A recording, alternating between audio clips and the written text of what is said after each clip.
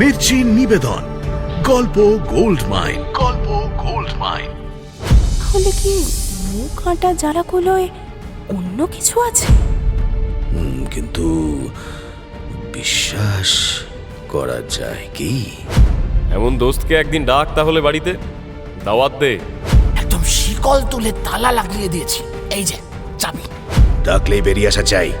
আর তারপর ওরা যত বেশি পড়ে তত বেশি জানে, তত কম মানে।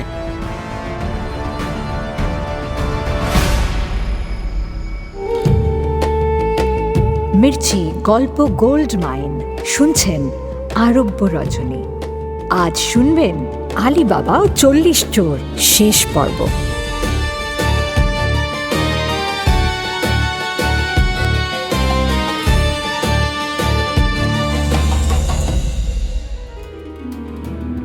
আলিবাবা ও 40 চোরের কাহানি শোনাচ্ছেন বেগম শেহরাজাদ। আসলে চোর নয়, ওরা ডাকাত। আলিবাবার দেখা দেখি ওদের খাজানা লুট করতে গিয়ে আলীর বড় ভাই কাসেম খুন হয়। তার দেহটা 6 টুকরো করে কেটে বস্তায় ভরে রাখে ওরা। কাসেমের লাশ আলিবাবা চুরি করে আনে ডাকাতদের গোপন ডেরা থেকে। ডাকাতরা বুঝতে পারে যে আরও কেউ আছে যে তাদের ডেরার শাকিন ঠিকানা জানে, এবং শুধু জানেই না, ডেরায় ঢোকার কায়দাটাও জানে। চিচিং ফাক, চিচিং ফাক, চিচিং ফাক। সুতরাং ডাকাতরাও আলিবাবার খোঁজ শুরু করে। খুঁজতে খুঁজতে একবার প্রায় নাগালেও পেয়ে যায় তাকে। বৃদ্ধ মুচি মুস্তাফা চিনিয়ে দেয় আলিবাবার বাড়ি। কিন্তু মার্জিনার বুদ্ধিতে ডাকাতরা বিভ্রান্ত হয়। আলিবাবা সে যাত্রায় বেঁচে যায়, কিন্তু হাল ছাড়ে না ডাকাতরা। মহল্লাটা তো চিনে ফেলেছে, এবার মহল্লার মধ্যে বাড়িটা খুঁজে বের করতে পারলেই কেল্লা ফতেহ। দরবেশের ভেগ ধরে খোদ ডাকাত সর্দার নিজেই আসে সেই বাড়ি খুঁজতে, এবং ঘুরতে ঘুরতে এসে দাঁড়ায় আলিবাবার বাড়ির দরজায়। সামনেই পেয়ে যায় মার্জিনাকে। ভিক্ষে চায় সে তার কাছে। মার্জিনা ভিক্ষে সাজিয়ে এনে দেয়। তার মাঝে চকচক করছে একটা দিনার, সোনার দিনার।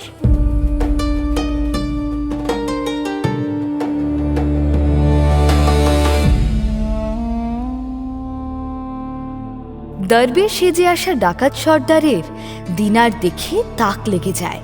সে একবার দিনারের দিকে আর একবার মার্জিনার মুখের দিকে দেখতে থাকে। মার্জিনার খটকা লাগে। ব্যাপারটা কি? দরবেশ সাহেব এমন ভাবে তাকাচ্ছেন কেন?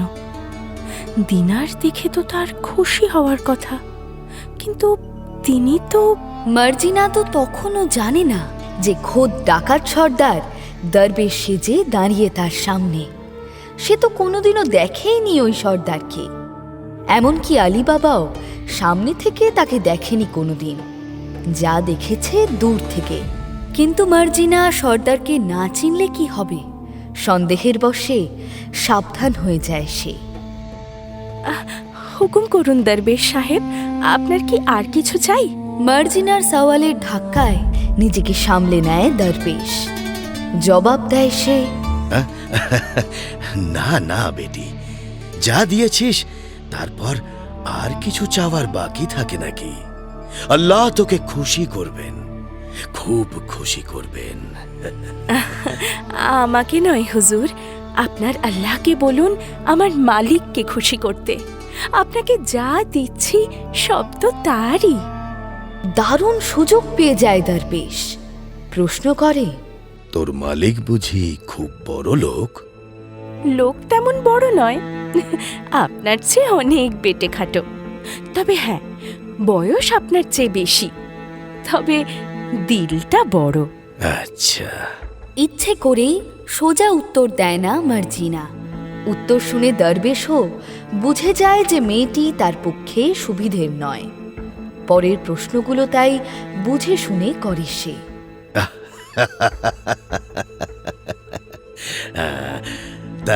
তা তোর মালিকের নাম কি রে বেটি?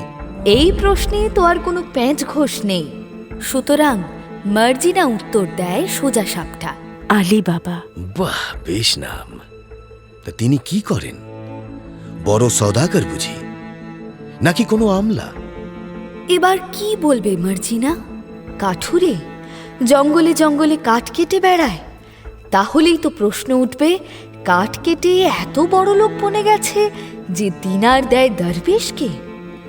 মার্জিনা তাই চালাকি করে এবার। কাঠের ব্যবসা করেন তিনি, কাঠ বিক্রি করেন। কাঠের ব্যবসায় পসার জমাতে পারলে যে মুনাফাই মুনাফা, সে তো সবাই জানে। সুতরাং মার্জিনার কথা বিশ্বাসযোগ্য। কিন্তু বিশ্বাস করা যায় কি? ধন্দে পড়ে যায় দরবেশ। নানা আকাশ পাতাল হিসাব কষতে কষতে ডেরায় ফেরে সে। ডেরায় মানে সেই পাহাড়ের আড়ালের গুহায়। হঠাৎ খেলে যায় বুদ্ধিটা। দিনারটা নিয়ে খাজানার দিনারগুলোর সঙ্গে মেলাতে শুরু করে সে। দিনার তো সব একরকম হয় না, এক এক রাষ্ট্রের এক এক রকম দিনার। আবার সুলতান বদলে গেলে দিনারের নকশা বদলে যায়। একই রাষ্ট্রের আব্বার আমলে এক নকশা, তো বেটার আমলে আর এক নকশা। সুতরাং নকশা মিলিয়ে মিলিয়ে দেখতে থাকে। দেখতে দেখতে আলী বাবার দিনারের সঙ্গে নকশা মেলানো দিনার খুঁজে পায় খাজানার মধ্যে। তার মানে ওই বাড়িরই কেউ না কেউ। খুন করব সব কটাকে, খুন করব আমি। পরদিন ৩৭টা ঘোড়ার প্রতিটার পিঠে দুটো করে জ্বালা বাঁধা হয়। একটায় জলপাইয়ের তেল ভরবি, আর অন্যটায় নিজেরা ঢুকে বসে থাকবি। সঙ্গে ভোজালি নিতে ভুলিস না। তেলের জ্বালাগুলোর ঢাকনাগুলো আলগা রাখা হয়, কিন্তু মানুষের জ্বালাগুলোর ঢাকনা ভালো করে এঁটে দেওয়া হয়, যাতে কেউ খুলতে না পারে সহজে। আমি সংকেত দিলে সবাই জ্বালা ভেঙে বেরিয়ে আসবি। কি সংকেত সর্দার? জ্বালার গায়ে নুড়ি দিয়ে টোকা দেব, 3টে টোকা। সজাগ থাকিস। বাড়ির সবাই ঘুমিয়ে পড়লে ডাকবো তোদের। ঘুমিয়ে পড়িস না যেন কেউ। ডাকলেই বেরিয়ে আসা চাই। আর তারপর গোছগাছ করে বেরোতে বেরোতে বেশ বেলা হয়ে যায় সর্দারের। সর্দার ও তার 2 সাগরেদ 3টে ঘোড়ায় চড়ে বসে। বাকি ৩৭টা ঘোড়ার প্রত্যেকটায় দুটো করে জ্বালা ঝোলে। একটায় থাকে জলপাইয়ের তেল, অন্যটায় ডাকাত। সন্ধ্যের সময় তারা এসে হাজির হয় আলী বাবার দরজায়। আলী বাবা তখন মাগরিবের নামাজ আদা করছে। নামাজ সেরে উঠতেই সামনে দেখে মার্জিনা। কিরে, কিছু বলবি নাকি? একজন সওদাগর এসেছে, তেলের কারবারি, ভিনদেশী। রাতে তোমার বাড়িতে থাকতে চাইছে। কোথায় সে? ওই তো সদরের তোরে দাঁড়াতে বলে এসেছি। সে কি মেহমানকে সদরে?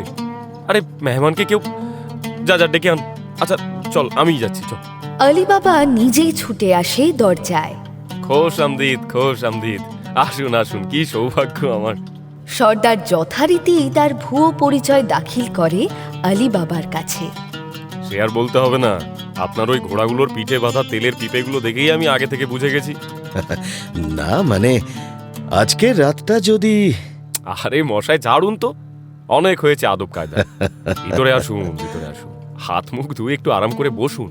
মেহমানদের খানা পিনার ব্যবস্থা কর, যা। জি মালিক। আরে চললি কোথায়?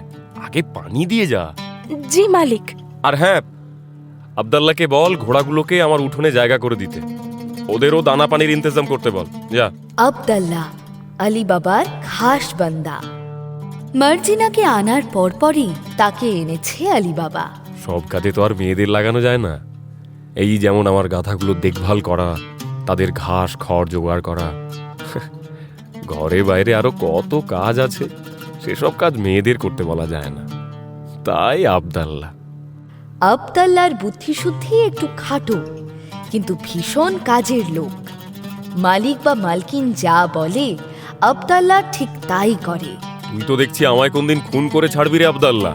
সে আপনি যদি হুকুম করেন তো তাই করব হুজুর।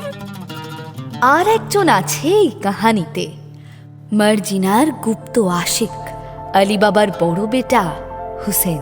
হোসেন ভাইয়া, মার্জিনা, তুই? তোকে বারণ করেছি না কথায় কথায় বাড়ির বাইরে বেরোবি না? এতগুলো লোক কি আব্বা মুখ দেখতে রেখেছে? আব্দাল্লাটা আছে কি করতে? কাসেম মিয়া চলে যাওয়ার পর বাজারে তার দোকানটা সামলানোর দায়িত্ব পড়েছে হুসেনের ওপরে। আর কি সামলাবে ওই দোকান?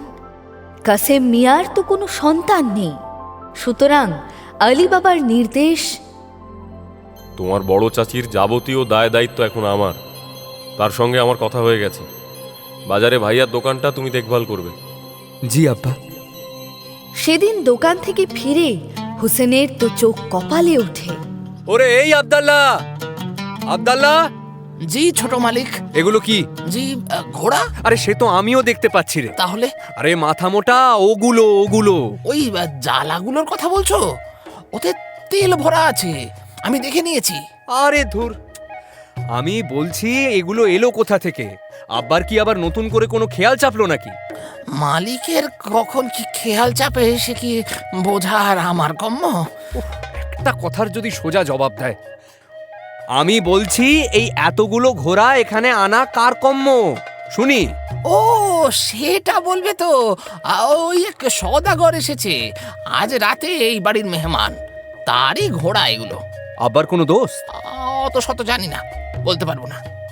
ও তুমি মালিককে গিয়ে জিজ্ঞেস করো। হুসেন গুনে দেখে মোট 40টা ঘোড়া। 3টে ঘোড়ায় তেলের জ্বালা বাঁধা নেই কেন রে? নামিয়ে নিয়েছিস নাকি? আমাকে কি নামাতে বলেছে যে নামাবো? ওই 3টে ঘোড়ায় ওরা চড়ে এসেছে। চড়ে এসেছে মানে একজন নয়? 3 জন। হ্যাঁ 3 জন। তাদের নিয়ে আব্দাল্লাহর কোনো সমস্যাই নেই। আব্দাল্লাহর মনটা খচখচ করে ওঠে অন্য একটা কারণে। বুঝলি মার্জিনা, এই যে জ্বালাগুলো বাঁধা আছে না, প্রত্যেকটা ঘোড়ায় 2টো করে। আরে আসল কথাটা বল না মুখ পোড়া। আহা সেটাই তো বলছি, একটা করে জ্বালার মুখ আলগা, সরালে জলপাইয়ের তেল আছে দেখা যাচ্ছে, অন্যগুলোর মুখ কিন্তু শক্ত করে আটা। আটা? শক্ত করে আটা? কেন? আব্দাল্লাহর কথায় সন্দেহ হয় মার্জিনার। আটা হলে তো দুটোই আটা থাকবে, আর আলগা হলেও দুটোই। তাহলে কি মুখ আটা জ্বালাগুলোয় অন্য কিছু আছে, কোনো গোপন কিছু? এইখান থেকেই শুরু হয় মার্জিনার সন্দেহ। মেহমানদের খাতিরদারির ফাঁকে সে বারবার জ্বালাগুলোর আশেপাশে ঘুরঘুর করতে থাকে। শেষে তার সন্দেহ বিশ্বাসে বদলে যায়। ওইটুকু একটা জ্বালার মধ্যে একটা জ্যান্ত মানুষ কি চুপচাপ অতক্ষণ বসে থাকতে পারে গুঁড়িসুড়ি মেরে?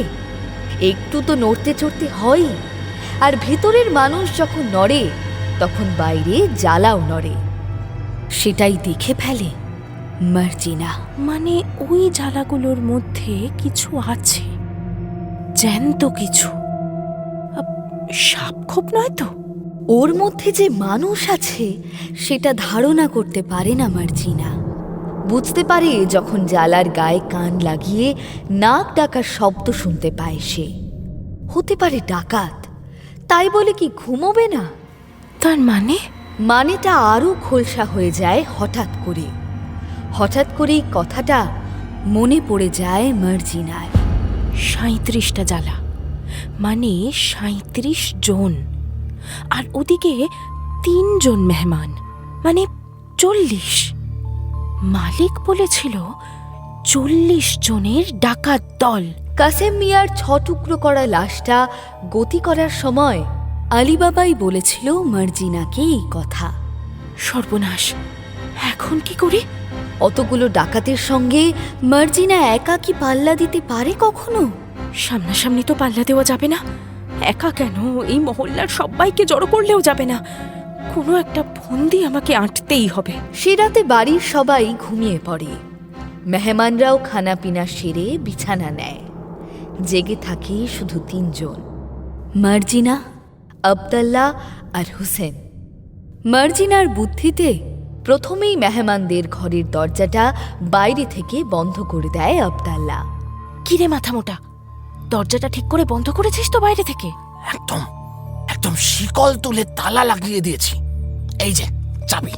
রাখ ওটা তোর কাছে, আগে শ্যাঙাতগুলোর ব্যবস্থা করি, তারপর কোতোয়াল ডেকে পালের গোদার সৎকার করা যাবে। বাড়ির পিছনের ছোট্ট একফালি মাঠে আগুন জ্বালানো হয় কাঠকুঠো জড়ো করে।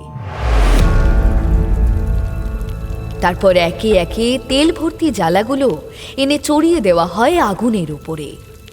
তেল ভুরভুর করে ফুটতে শুরু করে।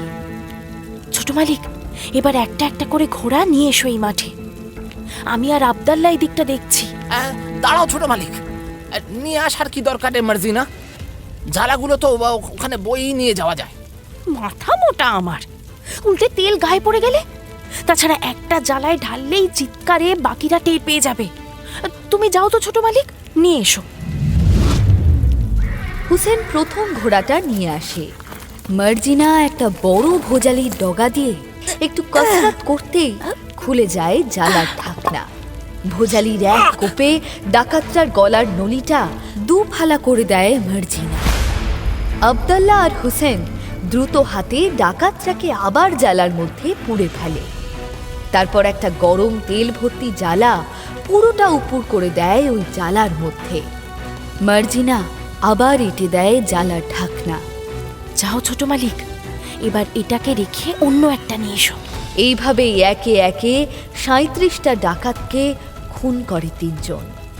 কখনো হুসেন ঘোড়া নিয়ে আসে, তো কখনো মার্জিনা, কখনো আবার আবদাল্লা যায় ঘোড়া রেখে ঘোড়া আনতে। এর মাঝে কখন যে ডাকাত সর্দার ও তার 2 সঙ্গীর ঘুম ভেঙে গেছে টের পায় না তারা। ঘুম থেকে উঠে দরজা বাইরে থেকে বন্ধ দেখে সর্দার।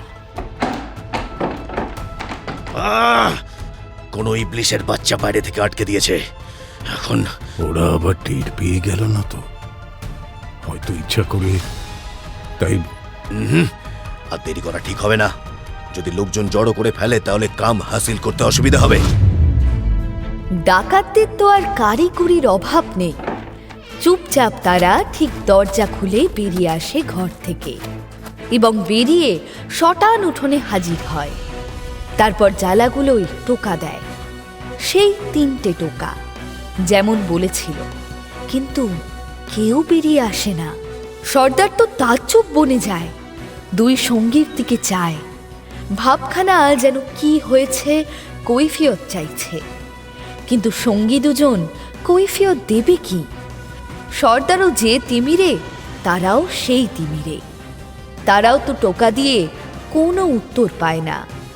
ঠিক তখনই চিৎকার করে ওঠে আবদাল্লা, ডাকাত মার্জিনা, ডাকাত! শেষ ঘোড়ার সওয়ারি ডাকাতকে খুন করে ঘোড়াটা রাখতে আসছিল সে। মার্জিনা ও তার ছোট মালিক হুসেন এই ফাঁকে একটু ওই আর কি, এত বড় একটা কাজ সেরে একে অপরকে একটু একটু আশনাই জুড়েছিল ফাঁকে তালে। ঠিক তখনই আবদাল্লা চিৎকার করে ওঠে, ডাকাত মার্জিনা, ডাকাত! আবদাল্লার সামনে পড়ে ডাকাত সর্দার ও তার সঙ্গীরাও যেমন চমকে যায়, আবদাল্লাও তেমনই চমকে যায়। সর্দার দেখে এবার যা করার দ্রুত করতে হবে। সে এদিক ওদিক দেখে একটা কাঠ পেয়ে যায় হাতের কাছে। কাঠটা তুলে সপাটে চালায় একটা জ্বালা লক্ষ্য করে। জ্বালাটা ভেঙে তেলে চোবানো একটা আতপোড়া মানুষের লাশ ঝুপ করে পড়ে মাটিতে। চারদিকে তেল ছড়িয়ে পড়ে। তখনও বেশ গরম। সর্দার আর একটা জ্বালা ভাঙে, সেটাতেও তাই। আর একটা, সেটাও। চিৎকার করে ওঠে সর্দার। শত্রুপক্ষও এতক্ষণ চুপচাপ দাঁড়িয়ে থাকে না। আবদাল্লা ঘোড়া ছেড়ে ছুটে ফিরে যায় মাঠে। মার্জিনা ও হুসেনের সঙ্গে উঠোনে ফিরে আসে আবার। 3 জনের হাতে কুড়ুল, শাবল, ভোজালি। চেঁচামেচিতে বাড়ির লোকজনও জেগে যায়। সারা বাড়ি জুড়ে একটা হুলস্থুল বেঁধে যায়। আলীবাবা ঘর থেকে বেরিয়ে চিৎকার করতে করতে এর ওর নাম ধরে, আব্দাল্লাহ, মার্জিনা, আব্দাল্লাহ, আরে কে কোথায় আছিস? এসবের মধ্যে সর্দার যখন বোঝে যে পরিস্থিতি তার হাতের বাইরে চলে গেছে এবং দেরি করলে বিপদ হতে পারে, তখন সে কোমর থেকে ভোজালিটা বের করে ছুঁড়ে মারে হুসেনের দিকে। একটুর জন্য রক্ষা পায় হুসেন। মার্জিনা এক হ্যাঁচকা টানে সরিয়ে নেয় তাকে।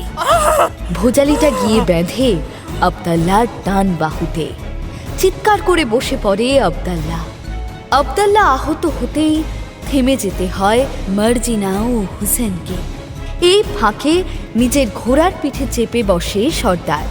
ঘোড়া ছুটিয়ে এক মানুষ সমান পাঁচিল টপকে সে পালিয়ে যায়। তার পেছন পেছন বাকি দুই সাগরেতও পালায়। সকাল হয়। আলী বাবার বিবি কান্না জোড়ে। ওগো, সেদিনই আমি বলেছিলাম ওগুলো নিও না, আল্লাহ তোমায় রহম করবেন না। ওতে মানুষের চোখের খুন আর বদনসিবে পানি লেগে আছে। আজ দেখলে তো,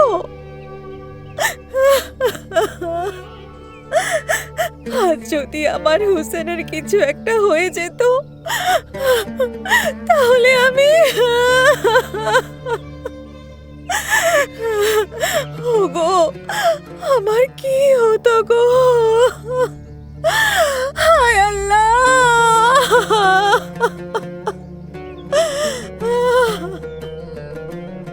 আলী বাবা বিবির মুখের ওপর কিছু বলতে পারে না। কি বলবে সে? সত্যিই তো, তার বিবি তো একটাও মিথ্যে কথা বলছে না। মাথা নিচু করে বসে ভাবে সে। তাহলে কি ওগুলো ফেরত দিয়ে আসবো? না, কিন্তু যদি ফেরত দিতে গিয়ে আবার কোনো বিপদ ঘটে? এখন তো ওরা হুঁশিয়ার হয়ে গেছে, ভাইয়াকে রেয়াত করেনি, আমাকেও যদি রেয়াত না করে। ঘরে তখন মাত্র 5 জন, আলী বাবা ও তার বিবি, হুসেন, মার্জিনা আর আব্দাল্লাহ। সকলেই যার যার মতো করে ভাবছে। সবার ভাবনা থামিয়ে প্রথমে বলে ওঠে মার্জিনা। তুমিও তো ভয় পেও না মালকিন, 40 জনের দলের 37 জনই মরে গেছে, ভেঙে গেছে দলটা। ওরা আর সহজে আমাদের ক্ষতি করতে আসবে না। ক্ষতি কি আর বলে কয়ে ঢাক ঢোল পিটিয়ে করতে আসে কেউ? নাকি বোঝা যায় যে ও আমার ক্ষতি করতে এসেছে? কখনোই না। বরং যারা ক্ষতি করার তালে থাকে তারা শুরুতেই বন্ধু হয়ে দেখা দেয় জীবনে। এমনই এক বন্ধু জুটেছে হুসেনের, এক বুজুর্গ দোস্ত হালে জুটেছে। হুসেনকে দেশ বিদেশ থেকে এমন সব আজীব আজীব জিনিস এনে দিচ্ছে যে তাক লেগে যায়। জানো আব্বা, খোদ সুলতানের দরবারের লোকজন আসে আমার দোকানে। হ্যাঁ, সুলতানকে ভেট দেওয়ার সামান কিনতে। সবাই জেনে গেছে আমার দোকানে যা পাওয়া যায় অন্য কোথাও তা পাওয়া যায় না। এই আজই তো উজির সাহেব একটা গান গাওয়া পাখি কিনে নিয়ে গেলেন। গান গাওয়া পাখি? হ্যাঁ তো। তুই আবার পশু পাখির ব্যবসা শুরু করলি নাকি? আরে আরে না না, জ্যান্ত পাখি না। তাহলে? একটা কৌটোর মধ্যে একটা রূপোর পাখি। কৌটোটা খুললে পাখিটা বেরিয়ে এসে গান গায় গো। তার আগে অবশ্য দম দিয়ে নিতে হয়। ওই দম যতক্ষণ থাকে ততক্ষণও গান গেয়ে চলে। বাহ, তোফা জিনিস তো। এমন আরো কত কি এনে দেয় আমাকে। আর শুধু কি তাই, জানো আব্বা, সদা করার অনেক ফন্দি ফিকির আছে গো। সেসব তো আমি কিছুই জানতাম না। সেই সব আমায় হাতে ধরে শিখিয়ে দেয় ও। এমন দোস্তকে একদিন ডাক তাহলে বাড়িতে, দাওয়াত দে। সে তো আমার খুবই ইচ্ছে করে, কিন্তু তোমায় না জিজ্ঞেস করে কি আর। ডাক ডাক, কালই ডাক। কাল জুম্মাবার, বিকেলে দোকান বন্ধ, কাল ডাক। আমিও আলাপ পরিচয় করি তার সঙ্গে, আর বলবি আমি ডেকেছি। আসে যেন। যথারীতি পরের দিন বিকেলে দাওয়াতে আসে বৃদ্ধ দোস্ত। আলী বাবাকে নিজের পরিচয় দেয় সে। আমার নাম রহমত আলী। আমার কোনো ঠিক ঠিকানা নেই, আজ এখানে তো কাল সেখানে। মানে মুসাফির? একদম পাক্কা। ঘুরতে ঘুরতে জীবন শেষ হয়ে এলো, সংসার পাতা হলো না আর। অবশ্য তা নিয়ে আমার কোনো আফসোস নেই। আফসোস কি মশাই? কোনোদিন কোনো সংসারে থেকেছেন কখনো? না না, তেমন সৌভাগ্য হয়নি। আচ্ছা, তাহলে আমার এখানে থেকে যান দুদিন। রাত কাবার হবে না, আল্লাহর কাছে আপনি শুকরিয়া আদা করবেন। তখন বুঝবেন সংসার না দিয়ে তিনি আপনাকে কত সুখে রেখেছেন। হাসি তামাশার মাঝেই খানা পিনা চলে আসে। আলী বাবা আর হুসেন মিলে রহমত আলীকে পেট ভরে খাইয়ে তারপর ছাড়ে। এটা নিন না, মাংসের সরিয়া, হুসেনের আম্মির হাতে তৈরি। আরে আমি তো এর প্রেমেই কোনোদিন ওর মুখের ওপর কথা বলতে পারি না, পাছে তালাক দিয়ে চলে যায়। তখন তো আর এটা জুটবে না। আচ্ছা, এটা একটু চেখে দেখুন না হুজুর। এই হালুয়াটা আমার আম্মি জান খাস মেহমান এলে বানায়। এই হালুয়াটা আর কেউ বানাতে পারে না। খানা পিনার পাট চুকলে খোশ গল্পে মাতে সকলে। তখনই আবদাল্লাকে নিয়ে ঘরের মাঝে এসে দাঁড়ায় মার্জিনা। আবদাল্লার কাঁধে ঢোল, মার্জিনার পোশাক ফিনফিনে। আলী বাবা মার্জিনাকে দেখে একটু অবাকই হয়। কি রে মার্জিনা, কিছু বলবি? খানা পিনা তো হলো হুজুর, একটু নাচা গানা হবে না? এই তো এতক্ষণ এটারই অভাব ছিল, শুরু কর। মেহমানকে খুশি করে দে দেখি। মার্জিনা নাচ শুরু করে। তার সঙ্গে অসাধারণ দক্ষতার সঙ্গে বেতালে ঢোল বাজাতে থাকে আবদাল্লাহ। মার্জিনার নাচের ছন্দ কেটে যেতে থাকে। তাই নিয়ে শুরু হয় দুজনের খুনসুটি। এ ওকে দোষ দেয়, তো ও আবার একে দোষ দেয়।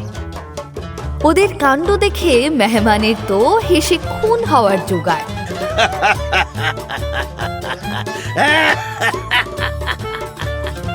আলী বাবা আর হুসেন অপ্রস্তুত হয়ে পড়ে মার্জিনা আর আবদাল্লার কাণ্ড দেখে। আলী বাবা সামাল দিতে মার্জিনাকে সরিয়ে দেওয়ার চেষ্টা করে। অনেক হয়েছে, আর নাচতে হবে না, যা যা। সে কি মালিক, আমার নাচ তো এখনো শুরুই করতে পারলাম না। আর করতে হবে না শুরু, তুই রেহাই দে। বারে, তুমি বললেই হবে নাকি ছোট মালিক? মেহমান বলুক।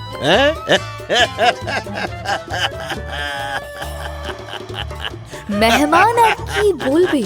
হাসি থামলে তো সে কথা বলবে। তার হাসি তো থামতেই চায় না। শেষে মেহমান রহমত আলী যখন হাসতে হাসতে কাবু হয়ে পড়ে, তখন হঠাৎ মার্জিনা কোমর থেকে ভোজালিটা বের করে বসিয়ে দেয় মেহমান কলিজা। কলিজা ফুটো হয়ে ফিনকি দিয়ে রক্ত ছোটে ঘরময়। চিৎকার করে লুটিয়ে পড়ে মেহমান। আরে আরে, এ কি করলি তুই মার্জিনা? তুই মেহমানকে, ছি ছি ছি ছি ছি ছি, তুই তো আমাকে জাহান্নামে পাঠিয়ে ছাড়বি। এ কি সর্বনাশ হয়ে গেল! এক্ষুনি হেকিম সাহেবকে একটা তলব দে আবদাল্লাহ। আরে যা যা যা, ছুটে যা, দাঁড়িয়ে থাকিস না। পানি, ওরে ওরে, কে আছিস? পানি আন, পানি আন। আরে দাঁড়িয়ে দাঁড়িয়ে দেখছিস কি তোরা? শুনতে পাচ্ছিস না? আব্বা পানি আনতে বলছে যে। আহ, থামবে তোমরা? মেহমান দাঁড়াও, দেখাচ্ছি কেমন মেহমান। মার্জিনা টান মেরে মেহমান রহমত আলীর নকল চুলদারি খুলে ফেলে।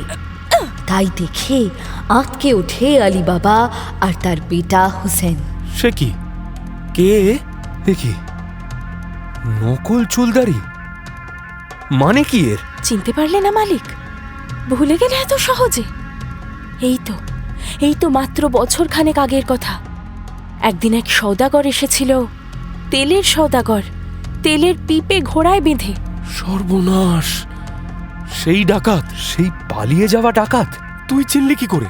আমি তো প্রথম দেখেই চিনতে পেরেছিলাম, তাই তোমাদের কিচ্ছু না বলে আবদাল্লাকে নিয়ে আমি এই খেল খেলেছি। এবার আর কোনো ভয় রইল না মালিক। ভয় অবশ্য আলী বাবার মনে থেকেই যায়।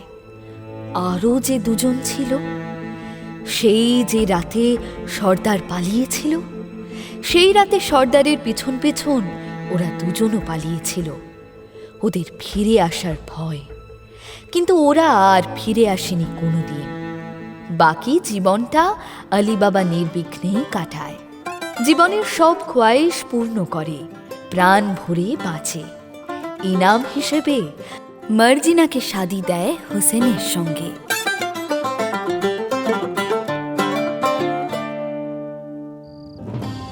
যা, আর বেচারা আব্দাল্লাহ, তার কি হয়? তারও তো ইনাম পাওয়া উচিত। তাকে মুক্তি দিতে চেয়েছিল আলী বাবা। তুই আজ আমার জন্য যা করলি, নিজের মায়ের পেটের ভাই পর্যন্ত তা করে না রে।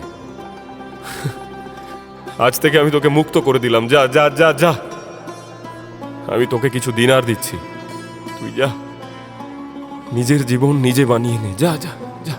কিন্তু আমি দিনার নিয়ে করবোটা কি মালিক? ভেবে দেখ কি করবি। দোকান দিতে পারিস, সওদা করতে পারিস, আরো কত কি আছে। সবই তো পারি মালিক, কিন্তু ওই ভাবতেই তো পারি না। আচ্ছা, এমন করলে কেমন হয়? এমন করলে? তুমি আমায় যে দিনার দেবে বলছো, সেটা আমি তোমাকেই ফিরিয়ে দিলাম, আর বাকি জীবনটা তুমি আমায় তোমার কাছেই রেখে দিলে, খাওয়া পড়া করালে। ওরে শয়তান, এই যে বললি তুই ভাবতে পারিস না, হ্যাঁ? তাহলে এখন ভাবলি কি করে বেটা? মার্জিনা শিখিয়ে দিয়েছে মালিক। আব্দাল্লাহকে শেষ পর্যন্ত নিজের বাড়িতেই রেখে দেয় আলী বাবা, তবে বান্দা হিসেবে নয়, তারও শাদি বিয়ে দিয়ে নিজের বেটার মতো করে রেখে দেয়। বাহ, বেশ। সত্যি শেষে খুব ভালো হলো আপা। কিন্তু ওই পাহাড়ের গুহায় যে খাজানা ছিল, সেগুলোর কি হলো? তার খবর তো জানা নেই বেহেন, তবে ঠিকানা তো দিয়েই দিয়েছি। এখন জাহাপানা যদি ইচ্ছে করেন তো একবার চেষ্টা করে দেখতে পারেন। জায়গাটা তো এখন তার সালতানিয়াতের মধ্যে। মাথায় থাকা আমার ওই খাজানা, আমি যে খাজানা পেয়েছি তার কাছে তো সব মামুলি, দুনিয়ার সেরা খাজানা। রাত জেগে এই খাজানা আগলে বসে থাকি আমি, আর কোনো খাজানায় আমার আগ্রহ নেই। কিন্তু হুজুর, আপনি তো রাত জেগে আপার কাহানি শোনেন, খাজানা পাহারা দেন কই? দেখতে হলে নজর চাই দুনিয়াজাদ, দেখার নজর চাই। দুনিয়ার সেরা খাজানা কি আর যে সে চোখে দেখা যায়? যাই হোক, ছাড়ো সব, থাক বরং ওই খাজানা ওই গুহাতেই পড়ে থাক। আমরা বরং নতুন কাহানি শুনি। তা নতুন কি কাহানি শোনাবে বেগম? এক সুলতানের কাহানি শোনাই হুজুর। খলিফা সুলতান হারুন আল রশিদ মিশরের সুলতান খলিফা মোহাম্মদ ইবিন থাইলুনের।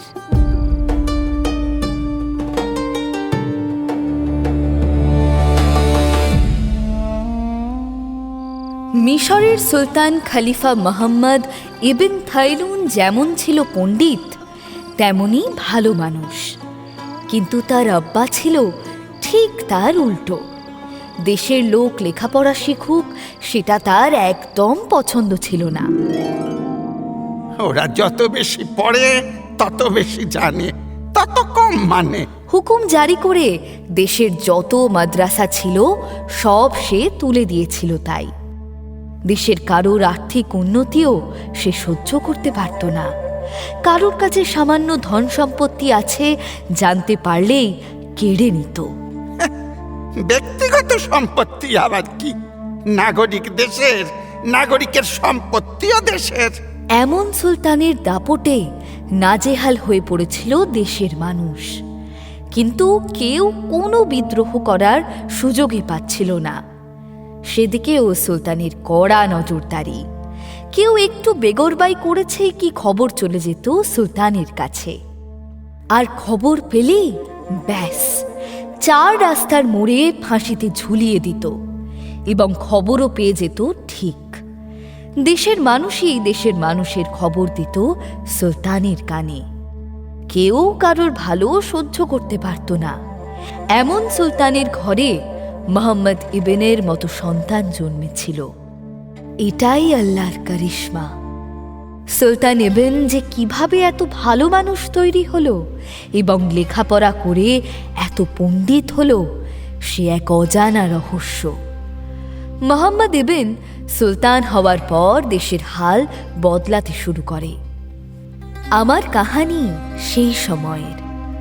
মোহাম্মদ ইবিন সবে সুলতান হয়েছে, মাথায় নানা চিন্তা ঘোরাফেরা করে রাত দিন। তার মধ্যে একটা বিষয় তাকে খুব ভাবিয়ে তোলে। দেশের একই অবস্থা, যাদের ধন দৌলত আছে তাদের অঢেল আছে, আর যাদের নেই তাদের দুবেলা পেট ভরে খাওয়ার মতো ক্ষমতা নেই। কেন? না না না না, এমনটা হতে পারে না। একটা দেশে শুধু বড় লোক আর গরিব, মাঝামাঝি কেউ নেই। কেন?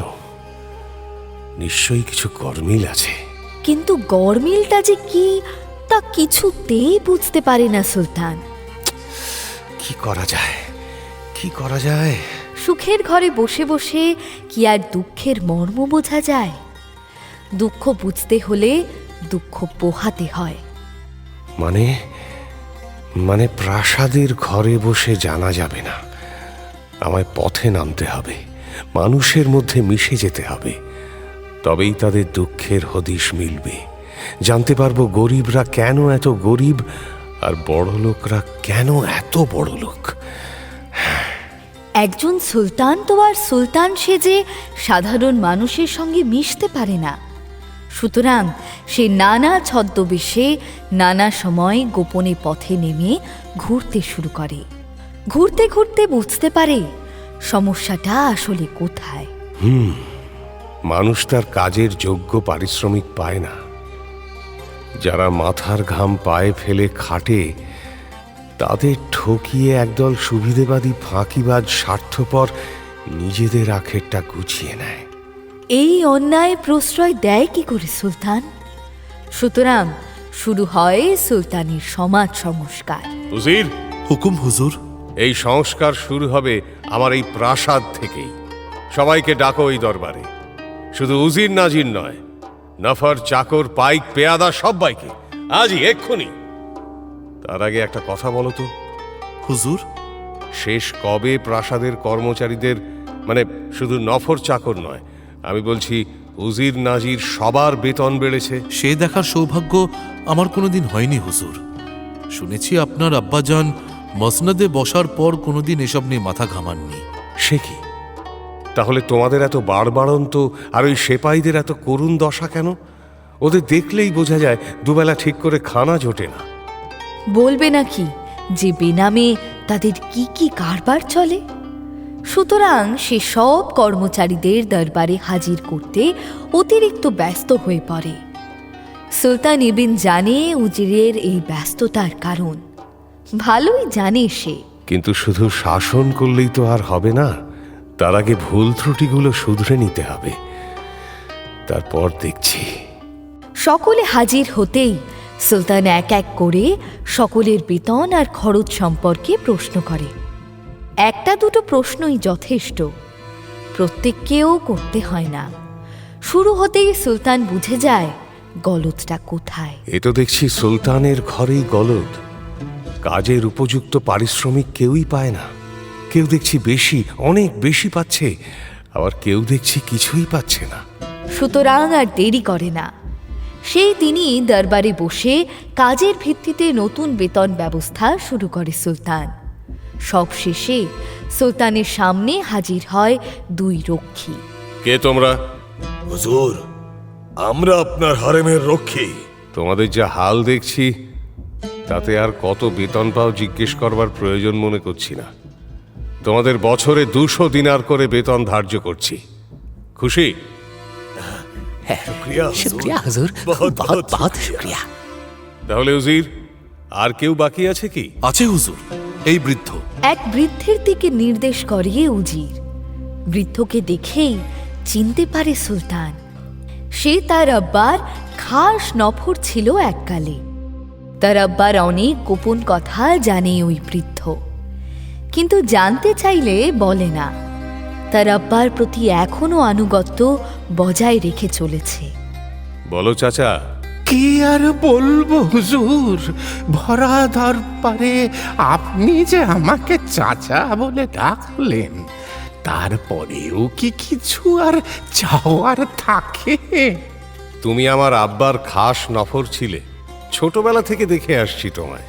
আমার আব্বা তোমাকে চাচা বলে ডাকতে শিখিয়েছিলেন। আব্বার কথা অবহেলা করি কি করে? আমার নসিব মালিক, আমার নসিব, আমার খুশ নসিব। তবে তবে আজ আমি আপনার কাছে কিছু চাইতে আসিনি। আপনার আব্বার একটা জিনিস আজ আপনার হাতে আমি তুলে দিতে এসেছি। ইজাজত দেন তো দিয়ে নিশ্চিন্ত হতে পারি হুজুর। কি জিনিস? বৃদ্ধ তার জেব থেকে একটা সোনার কৌটো বের করে এগিয়ে ধরে। কি এটা? একটা একটা কৌটো হুজুর, আপনার আব্বার কৌটো। কি আছে এতে? তা আমি জানি না মালিক, তা আমি জানি না। আর 40টা বছর এই কৌটোটা আমার কাছে রয়েছে। আপনার আব্বা মাঝে মাঝে চাইতেন এটা, আমি দিয়ে সরে যেতাম সামনে থেকে। আবার কাজ মিটে গেলে আবার তিনি ডেকে ফেরত দিতেন আমাকে। কই খোলো তো দেখি। খুলে দেখা যায় কৌটোর ভিতর ছোট্ট একটা মাটির ডেলা আর এক টুকরো ছাগলের চামড়ায় কিছু লেখা রয়েছে। সেগুলো একটা বড় থালায় সাজিয়ে সুলতান ইবেনের সামনে ধরা হয়। সুলতান সেগুলো একবার দেখে প্রশ্ন করে, এটা কি? মাটির ডেলা আর আজব কিছু লেখা, এক টুকরো ছাগলের চামড়া, এর কাজ কি? এই লেখার মানে কি? উত্তর দিতে পারে না বৃদ্ধ বান্দা। সুলতান ইবেন উজিরকে প্রশ্ন করে। উজির কেন, দরবারে হাজির কেউই কিছু বলতে পারে না। উজির, চারদিকে খবর পাঠাও, দেশ বিদেশের পণ্ডিতদের ডেকে আনো। এর রহস্য উদ্ধার করতেই হবে। যে আমায় এর সঠিক রহস্য উদ্ধার করে দেবে তাকে আমি ইনাম দেব। পরের দিনই দুধ ছোটে নানা দেশে, দেশ বিদেশ থেকে পণ্ডিতরাও হাজির হয়, কিন্তু কেউ উপযুক্ত উত্তর দিতে পারে না। এভাবে হবে না। তাহলে হুজুর? তাহলে কি, সে তো সুলতানও জানে না। জানে মাত্র একজনই, আল আসারের পুত্র শেখ হাসান আবদুল্লাহ। একমাত্র সেই পারে ওই ছাগলের চামড়ায় কি লেখা আছে তা পড়তে। সে কোথায়? সুলতান ইবেনের সভায় একদিন তার আব্বার এক বহু পুরনো বান্দা হাজির হয়। সেই জানায় যে ওই কৌটোর জিনিসের আসল মর্ম বাতলাতে পারবে একমাত্র আল আসারের পুত্র শেখ হাসান আবদুল্লাহ, এবং তাকে সুলতান মোহাম্মদ ইবেনের আব্বা গত 40 বছর ধরে বন্দি করে রেখেছে অন্ধকার ফাটকে। সে কি? এক্ষুনি তাকে হাজির করো দরবারে। উজির। হুজুর। সুলতানের আদেশে আল আসারের পুত্র শেখ হাসান আবদুল্লাহকে হাজির করা হয় দরবারে। সুলতান প্রথমেই জানতে চায় তার গুনাহ কি, কেন তাকে তার আব্বা ফাটকে আটকে রেখেছিল এতদিন। কারণ তিনি আমার কাছে ওই কৌটোর জিনিসগুলোর মর্ম জানতে চেয়েছিলেন। জানতে চেয়েছিলেন কি লেখা আছে ওই এক টুকরো ছাগলের চামড়ায়। আমি বলিনি। বলেননি? হ্যাঁ, সেই অপরাধের জন্য আজ 40টা বছর পড়ে থাকতে হয়েছে অন্ধকার ফাটকে। আপনার আব্বার অত্যাচার সহ্য করেছি, তবু বলিনি।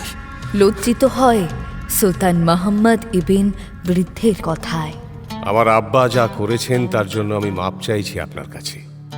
যে জিনিসের মর্ম বোঝার অধিকার নেই আমার, তার উপরে আমার কোনো অধিকার থাকতে পারে না। তাতে ওই জিনিসটার প্রকৃত মর্যাদার হানি হবে। প্রয়োজন নেই আমার এই কৌটোর, প্রয়োজন নেই তার অর্থরও। এটা যদি আপনার হয় তো আপনি ফিরিয়ে নিন মেহরবানি করে, আমি আপনাকে মুক্তি দিচ্ছি। আর যদি অন্য কারোর হয় তাহলে মেহরবানি করে তার হদিশ দিন, আমি তাকে ফিরিয়ে দেওয়ার ব্যবস্থা করি। সুলতানের কথায় হাসান আবদুল্লাহ মুগ্ধ হয়ে যায়। আপনি এই কৌটোর অধিকারী হুজুর। আপনার কথাতেই বুঝতে পেরেছি এই কৌটোর প্রকৃত অধিকারী একমাত্র আপনি। আমি তাজ্জব বনে যাচ্ছি, এমন আব্বার ঘরে এমন বেটা। আব্বা কোথায় আর বেটা কোথায়? মতলব মাফ করবেন হুজুর, আপনার আব্বার অপমান করতে আমি চাইনি। এতে অপমানের কি আছে? আপনি যা সত্যি মনে করেছেন তাই বলেছেন। আপনার কাছে আরজি রাখবো, দোয়া করুন আল্লাহর কাছে আপনার বিশ্বাস যেন বজায় রাখতে পারি। বৃদ্ধ আল্লাহর কাছে দোয়া চায় সুলতানের নামে। তারপর সে শুরু করে কৌটোর ওই জিনিসগুলোর সারমর্ম বলা। এই একটি মাত্র দলিল সঙ্গে করে আমি একদিন আদাত তিবান আদাতের শহর ছেড়ে চলে আসতে পেরেছিলাম। সেই শহরে মানুষ আজও যেতে পারেনি। বৃদ্ধ শুরু করে তার কাহানি। তাহলে শুনুন হুজুর, একেবারে প্রথম থেকে বলছি। আমার আব্বা ছিলেন কায়রোর সওদাগর। খুব নামডাক ছিল আমার আব্বার। ধন সম্পত্তি যেমন ছিল তেমন মান ইজ্জত ছিল সমাজে। তার একমাত্র বেটা হাসান আব্দাল্লাহ। ছোটবেলা থেকেই হাসান অসাধারণ মেধার পরিচয় দেয়। মাত্র 20 বছর বয়সে হাসান বিখ্যাত পণ্ডিত হয়ে ওঠে, দেশের সেরা পণ্ডিত। কিন্তু বয়সে সির্ফ 20। চারদিক থেকে হাসানের জন্য সম্বন্ধ আসা শুরু হয়। আমার আব্বা দেখে শুনে এক 14 বছরের মেয়ের সঙ্গে আমার শাদী দেন। আমার বিবি দেখতে যেমন রূপসী ছিল তেমন পড়াশোনাতেও ভালো ছিল। তাকে নিয়ে সুখে শান্তিতে হেসে খেলে 10টা বছর যে কোথা দিয়ে কেটে যায় বুঝতেই পারি না। বুঝতে পারি আমার শাদীর 10 বছর পর আব্বা মারা গেলে। পণ্ডিত হাসানকে দিয়ে ব্যবসাটা ঠিক হয় না, ফলে খুব দ্রুত অবস্থায় অবনতি হতে শুরু করে। তাতে আবার মরার ওপর খাঁড়ার ঘায়ের মতো আগুন লেগে বসতবাড়ি পুড়ে ছাই হয়ে যায়, এবং তার কিছুদিনের মধ্যেই শেষ সম্বল একমাত্র জাহাজটাও ঝড়ে ডুবে যায়। দেউলিয়া বনে যায় পণ্ডিত হাসান। নসিবের খোঁজে ঘর ছাড়লাম, বহু দেশ ঘুরলাম, কিন্তু রোজগার কিছুই হলো না। উল্টে বিবির সোনাদানা বেচে যে কটা দিনার নিয়ে বেরিয়েছিলাম সেগুলোও শেষ হয়ে গেল। শেষে একদিন ঘরে ফিরলাম। ঘরে ফিরে দেখি না ফিরলেই বোধহয় ভালো ছিল। বসতবাড়ি পুড়ে যাওয়ার পরে ওই ছাইয়ের গাদার উপরেই একটা ঝুপড়ি বানিয়ে আশ্রয় নিয়েছিল হাসানের পরিবার। হাসান ফিরে দেখে সেটাও আর নেই। পেটের দায় জমিটাও বেচে দিতে হয়েছে। পরিবারের ঠাঁই গাছতলায়। সেই গাছতলাতে আমিও মাথা গুঁজলাম। চোখের সামনে যা কিছু ছিল শেষ হয়ে যেতে লাগলো, কিন্তু খিদের যে কোনো শেষ নেই। শেষে একদিন বিবি তার শেষ সম্বল, তার আব্বার শেষ স্মৃতি, আব্বার আংটিটাও খুলে দিল আমায়। সেটা বিক্রি করতে বাজারে গিয়ে দেখি খয়েরি রঙের একটা উটে চড়ে এক বেদুইন চলেছে। সে আমাকে দেখে আমার সামনেই দাঁড়ালো। উট থেকে নেমে সালাম টালাম করে জিজ্ঞাসা করলো, সালাম। আচ্ছা, আপনি কি আমায় বলতে পারেন ওই আলাসারের বেটা হাসান আব্দাল্লার বাড়িটা কোথায়? ওই দুঃখের দিনেও আমার খুব হাসি পেল তার কথা শুনে। আমার আবার বাড়ি, আবার লজ্জাও হলো। নিজের পরিচয় নিজে মুখে দিতে পারলাম না। কি ভাববে লোকটা? মিথ্যে বলছি ভাবতেই পারে। একজন পণ্ডিতের এ কি হাল!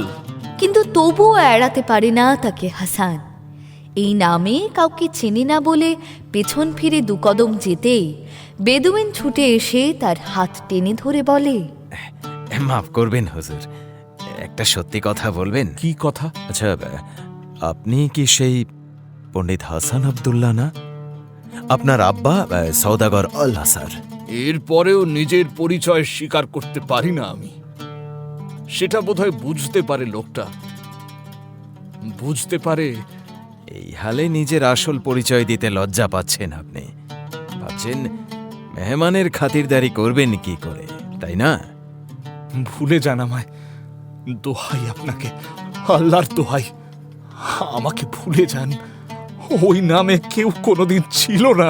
ভুলে যাব কেন? দৌলতই কি সব? সব দিন কি আর মানুষের একরকম যায়? আজ আপনি আমায় ফিরিয়ে দিচ্ছেন আপনার দৌলত নেই বলে। ধরুন আমি যদি আপনার ছোট ভাই হতাম, পারতেন এইভাবে মুখ ফিরিয়ে চলে যেতে?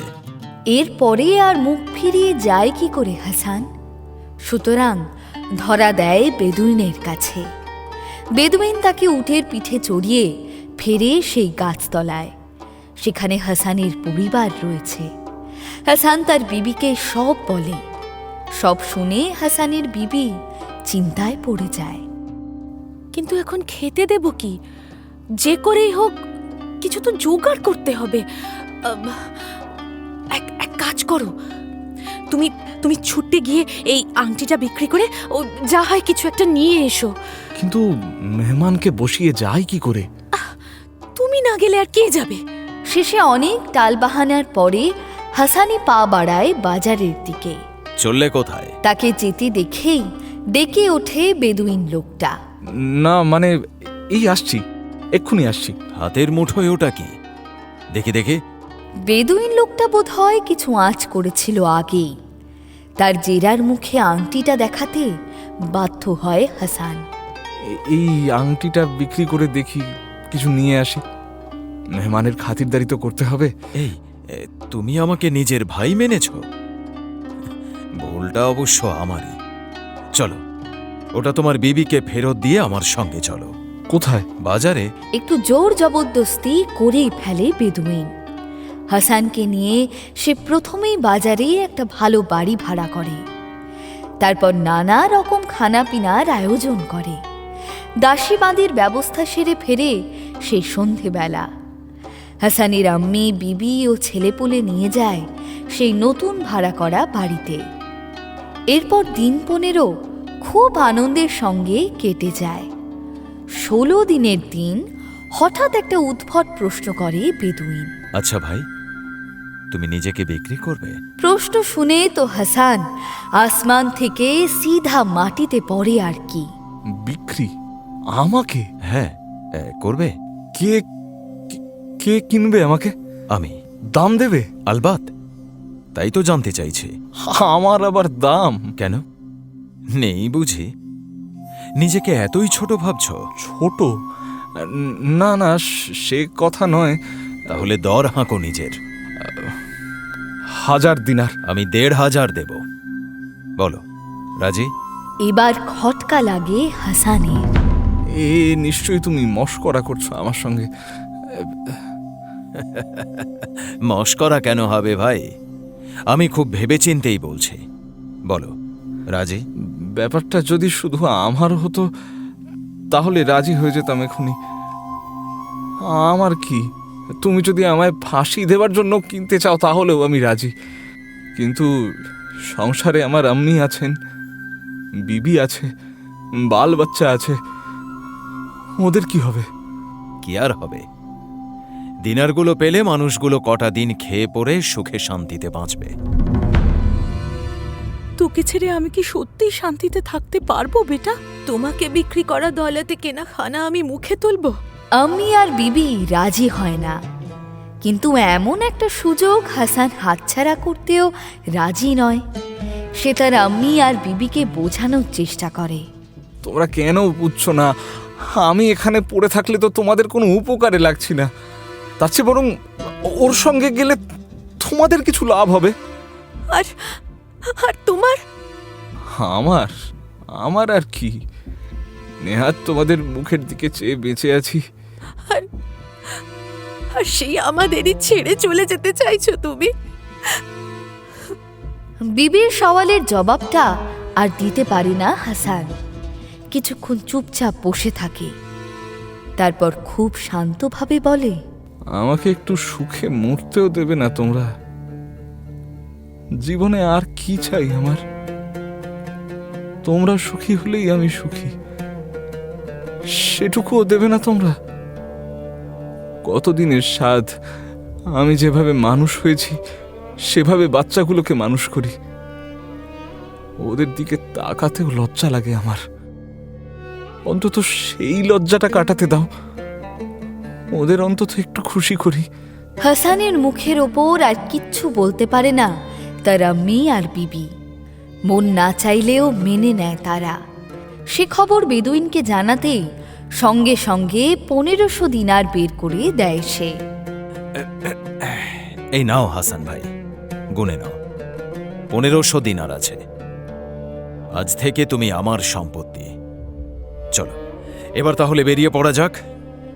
সে তো যাই, কিন্তু তার আগে যে বিদায় নেওয়ার পালা। আম্মি আর বিবির কাছে বিদায় নেওয়া কি অত সহজ? এ যে চিরবিদায়, ছাড়তে কি চায় তারা?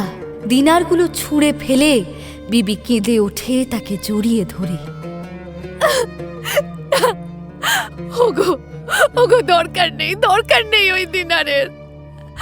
আল্লাহ চাইলে যা হোক কিছু একটু ব্যবস্থা করে নেওয়া যাবে। বাচ্চাদের সুখে রাখবো আমরা, খুব খুব সুখে রাখবো। পারবো না বলো? হ্যাঁ, আমি পারবো না ওদের একটু সুখী করতে? হ্যাঁ ওগো, তুমি যেও না, ফেরত দিয়ে দাও এই দিনার। তুমি যেও না।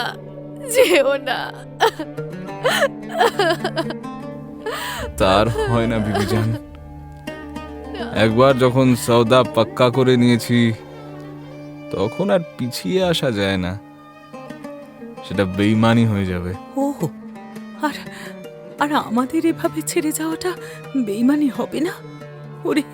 ওরে আমি যে তোকে পেটে ধরেছি, আমার কথাটা অন্তত শোন। নিজের আম্মির কথাও শুনবি না তুই? দিনারের এত তেজ? দিনারের তেজ নয়, এক হেরে যাওয়া মানুষের জীবনের বাজি ধরে জিতে যাওয়ার চেষ্টা। তাতেই তো বাধা আসবে। তাই বলে কি হেরে যাবে হাসান এত সহজে? আজকের মতো এখানেই শেষ, এবার উঠতে হবে, তাই তো বেগম? তাকে মাফ করবেন হুজুর, এই তো কথা ছিল আমাদের দুজনের মধ্যে, নইলে যে সালতানিয়াত ধ্বংস হয়ে যাবে। কথার খেলাপ করতে পারো না? ছি হুজুর, আমাদের আব্বা আমাদের অমন শিক্ষা দেননি। একবার কি কখনো? একবার কি কথার খিলাফ হলে খুব দোষ হয় বেগম? দেখুন কি নিশ্চিন্তে আমার কোলের কাছে ঘুমিয়ে পড়ল দুনিয়া। আচ্ছা শহর, আপনি তো আমাকে মারবেন, এত পেছচ্ছেন কেন? ও কি সব করছেন আপনি? এরপর কোতল করতে পারবেন? মাশাআল্লাহ।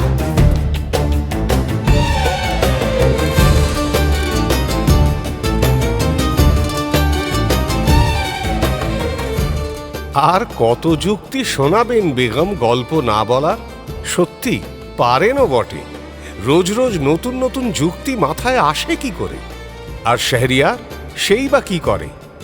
এত হুরির মতো বিবি বেগম, সেও তো পুরুষ মানুষ নাকি?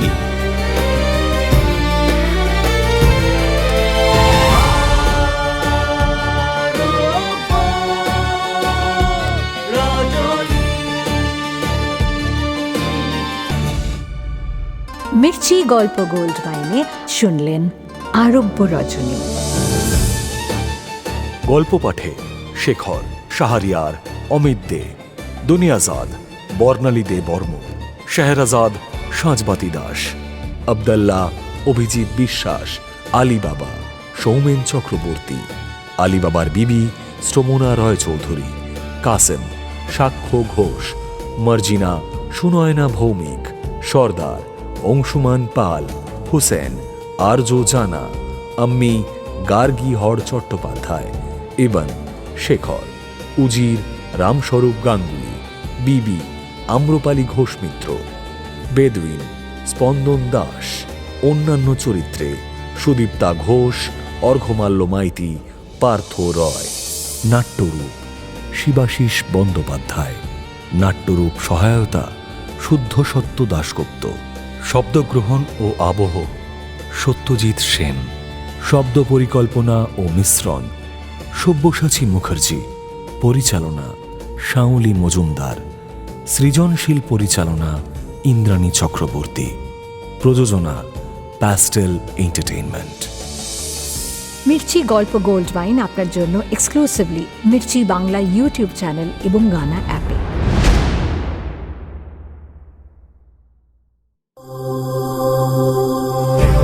মির্চি নিবেদন গল্প গোল্ড মাইন।